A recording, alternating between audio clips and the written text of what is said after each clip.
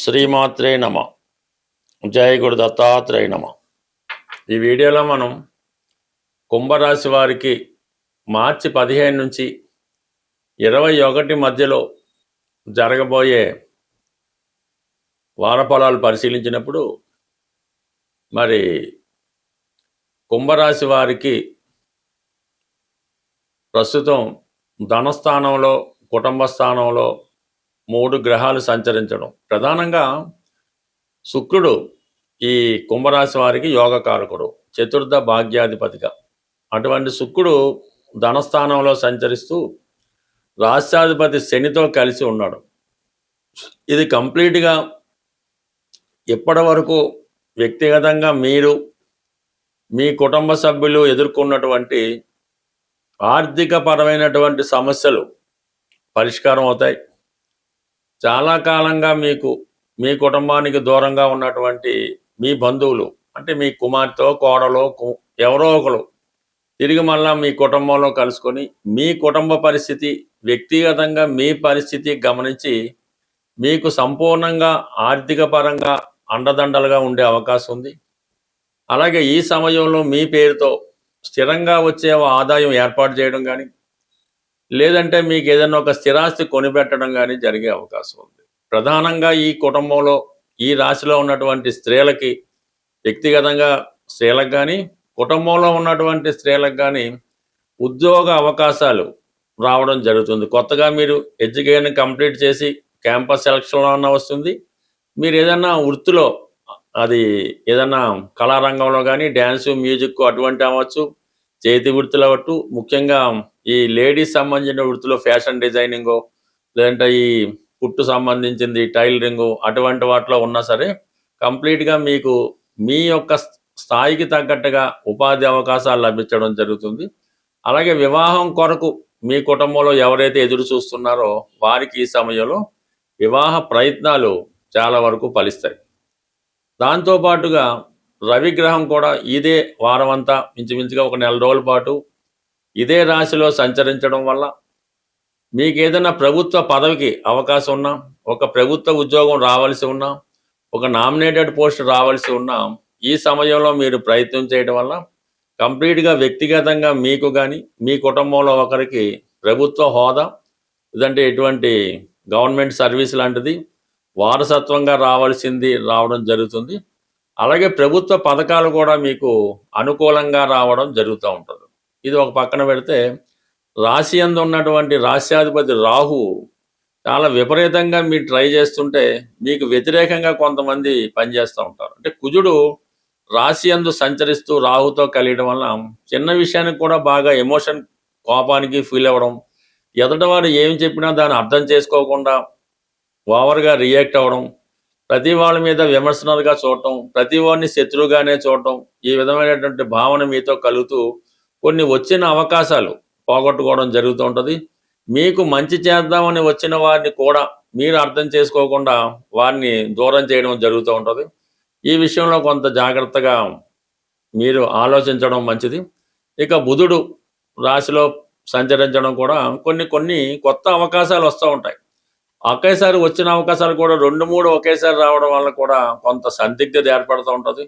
ఎవరిని ఈ సమయంలో మీరు నమ్మలేకపోవడం వల్ల కూడా కొంత ఇబ్బందులు ఈ సమయంలో మీకు జరిగే అవకాశం ఉంటుంది. కాబట్టి సాధారణంగా ఏదైనా ఇప్పుడున్నటువంటి అవకాశాల్లో ప్రశాంతంగా ఆలోచించి ఎవరు మంచి ఎవరు చెడు నిర్ణయించుకోవడం, వచ్చిన ప్రతి వారిని విమర్శించకుండా జాగ్రత్తగా ఆలోచిస్తే ఖచ్చితంగా మీకు ఒక సమస్యకు పరిష్కారం దొరుకుతూ ఉంటుంది. ఎందుకంటే మీకు ఈ పాపగ్రహాలు రాశి యందు సంచరిస్తున్న గురుగ్రహం మీకు ధన లాభాధిపతిగా పంచమ స్థానంలో రాశి మీద భాగ్య దృష్టితో వీక్షించడం వల్ల ఎవరు ఎన్ని కుట్రలు మీ మీద చేసినా, ఎవరో ఒకరు మీకు ఆధ్యాత్మికంగా అవ్వచ్చు, మీ సంతానం అవ్వచ్చు, మీ పూర్వపుణ్యం వల్ల అయితేనే వారి యొక్క కుట్రల నుంచి మీరు బయటపడి మిమ్మల్ని మీరేంటో రుజువు చేసుకోవడం, సంపూర్ణంగా ఎటువంటి ఇబ్బంది లేకుండా సమస్య నుంచి పరిష్కారం అవడం, మీ మీద ఎన్ని కేసులు పెట్టినా, ఎంత అపవాదులు వేసినా కడిగిన ముత్యంలా మీరు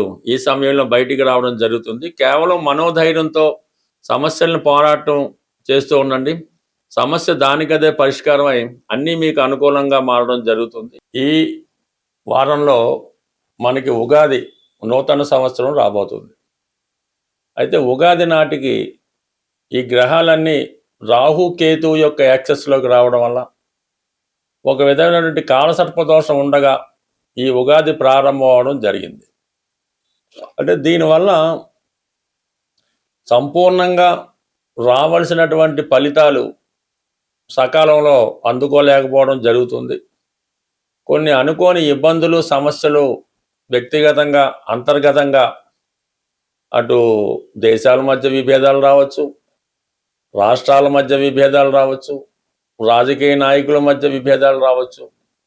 కొన్ని అనుకోని సమస్యలు ఈ ఉగాది ఈ కాలసర్పదోష ప్రభావం వల్ల సంవత్సరం అంతా ఏర్పడే అవకాశం ఉన్నది.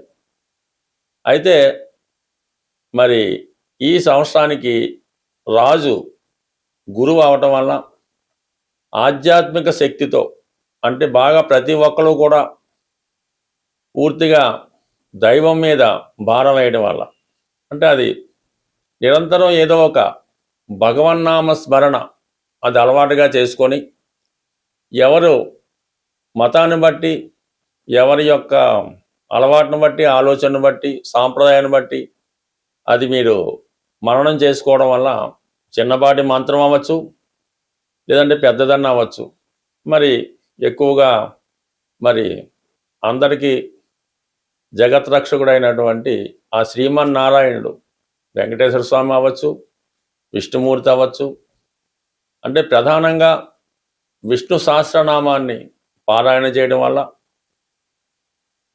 లేదంటే మీకు ఇష్టమైనటువంటిది లలితా సహస్రనామం, శివనామస్మరణం, గోవిందనామాలో ఏవో ఒకటి రోజు వీలు లేకపోతే వారంకోసారి ఇలా చేయడం వల్ల, ఎక్కువ పుణ్య కార్యక్రమాల్లో పాల్గొనడం వల్ల అటు ప్రపంచ దేశాలతో పాటు మనము కూడా సుభిక్షంగా ఉండే అవకాశం ఉంటుంది. కాబట్టి ప్రతి ఒక్కరూ అంటే ఈ సంవత్సరం గురువు రాజు అవ్వటం వల్ల ఇటు మీకు మంచి ఫలితం జరిగే అవకాశం ఉంది.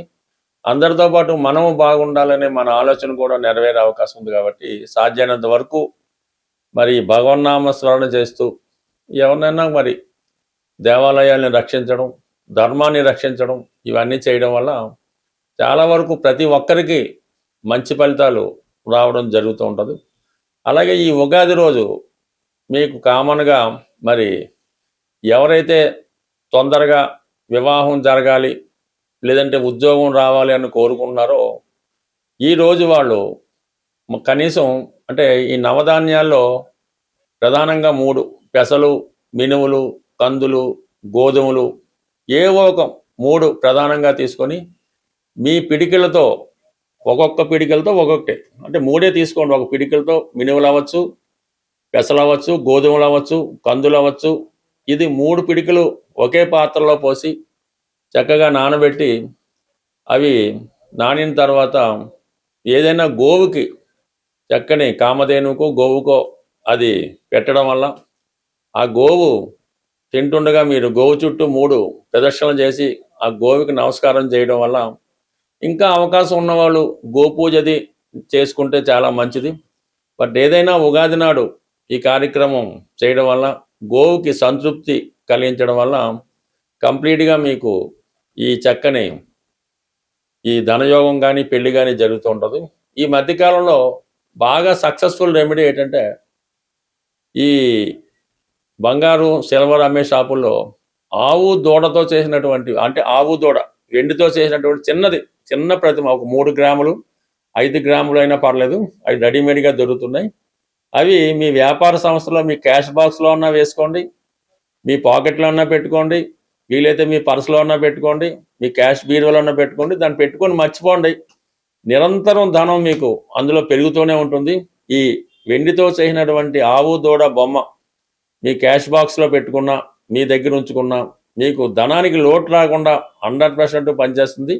చిన్న పరిహారం గొప్ప మార్పును తీసుకొస్తుంది. స్వస్తి.